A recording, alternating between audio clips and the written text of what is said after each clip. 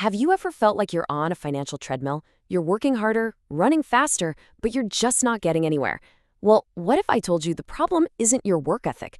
Today, we're diving deep into a fascinating idea that most of our brains are running old, outdated software that's hardwired for scarcity. But the good news? You can absolutely install an upgrade. And let's get this straight right from the start. This has nothing to do with how smart you are or how many hours you put in. It's all about the invisible script, the program that's running in the background of your mind, making financial decisions for you before you're even aware of it. So, where on earth did this program come from? Well, it's not some big, shadowy conspiracy. It's actually built from all those seemingly harmless little phrases and ideas you've heard your entire life. Think of them like individual lines of code in a program you never even realized you were installing. You've heard these a million times, right? Money doesn't grow on trees, rich people are greedy. These aren't just quaint old sayings. They are commands being executed by your mental software.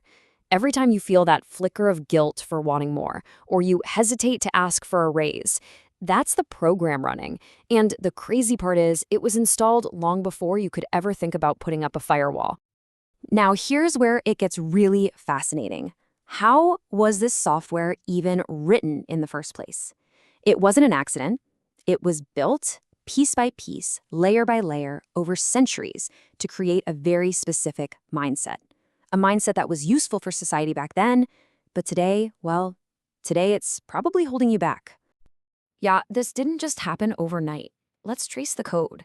It goes way back to the 1600s, with the Puritans teaching that wealth had to come through suffering, that you shouldn't actually enjoy it. Then fast forward to the 1800s, and you get these super popular Horatio Alger stories drilling into millions of people's heads that getting rich was a reward for being quiet and obedient. Then the early 1900s hit, and you have industrialists like Rockefeller quite literally redesigning the school system to churn out good workers, not disruptive innovators. And finally, after World War II, the whole safe path idea, college, job, house, retirement, was marketed as the ultimate dream. Each one of these eras just added another patch to the software, reinforcing that employee mindset. I mean, listen to this quote. It doesn't get much clearer than that, does it? The system was never built to create a country full of financially free thinkers. It was explicitly designed to create a reliable workforce. The whole infrastructure of modern schooling, from bells to homework, was really about teaching compliance. Okay, so how does all that history actually trip you up in your day-to-day life? Well, it shows up as cognitive biases.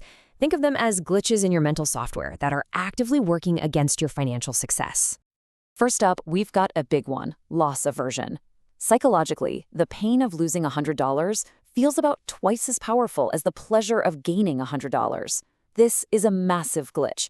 It's the reason why so many people let their money sit in a savings account, getting eaten away by inflation. They're paralyzed by the fear of a potential loss in the market, even though they're guaranteed to lose purchasing power by doing nothing. Your brain is choosing the feeling of safety over a logical strategy. And then there's this sneaky one, cognitive ease. Basically, your brain is lazy. It likes what feels familiar and comfortable. So you might totally freak out at the thought of taking out a business loan. That's unfamiliar, scary, bad debt. But you'll drop over $1,000 on a new phone without blinking. Why? Because consumer spending is familiar. It feels comfortable and normal. And get this is actually wild. The stress from just worrying about money can temporarily drop your cognitive function by the equivalent of 13 IQ points. Just let that sink in. You are forced to make your most important financial decisions when your brain literally isn't operating at its best. You're not bad with money. You're playing the game on expert mode, in a state of financial fight or flight. All right, so if that's the old, buggy software that most of us are running, what's the upgrade? What is the one fundamental shift in thinking that truly separates the wealthy from everyone else? It all boils down to a single, powerful concept. This right here, this is it. The core difference comes down to the question you're asking yourself. The old software, the poor brain, is constantly asking, how can I earn more per hour? It's about trading time for money. But the rich brain, the upgraded software, asks a completely different question. How can I build systems that make money without my time? It's a total shift from renting out your life to building an income engine. And that, my friends, is leverage. It's exactly what the investor Naval Ravikant is talking about here. Leverage is the art of doing something once and getting paid for it over and over and over again. You write a book once, create a piece of software once, build an investment portfolio once, and it can generate returns for years. It's all about creating what they call asymmetric returns. Okay, so that all sounds great in theory, right? But how do you actually start to install this new software? Well, let's get practical. Here are 3 actionable mental frameworks you can use to start rewiring your brain today. First, let's talk about the $4 test. Your old programming sees a $4 coffee and obsesses over the small immediate cost. The new upgraded programming sees the massive opportunity cost. It sees that if that $4 were invested every day, it could become over $146,000 in 30 years. Now, look, the point is not that you should never, ever buy coffee again. The point is to shift your focus from just saving pennies to seeing every single dollar as a potential employee you can send out to build a wealth-generating system for you. Okay, next up is the 3-2-1 rule. This is a super simple framework to help you shift from employee thinking to owner thinking. Let's do a quick one. Step 1, identify 3 problems. Okay, small businesses suck at social media, busy parents have no time for meal prep, and people want to learn how to play guitar. Step 2, brainstorm 2 ways to monetize one. Let's pick social media. You could offer a monthly template subscription or a one-time course on Instagram strategy. Step 3, design one automated system. You build that online course just once, and an automated platform sells and delivers it for you 24/7. See what just happened? You went from doing tasks to building a machine. And finally, we have the 72-hour rule.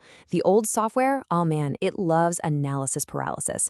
You'll spend 6 months researching an idea, but never actually do anything.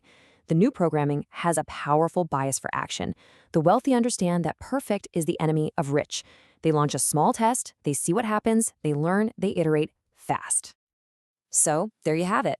You've seen the old code, you know the history behind it, and now you have the new frameworks that can replace it. You kind of can't unsee how the game is played now, right? The big question is, what are you going to do about it? It really just boils down to this one choice.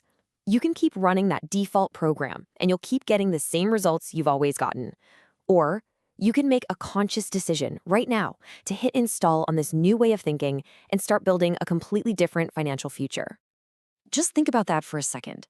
Every part of your financial life today is a direct result of the software you've been running, probably on autopilot. So the only question that really matters now is, what program are you going to choose to run tomorrow?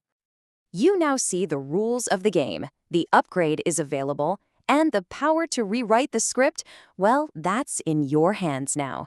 The next move is yours.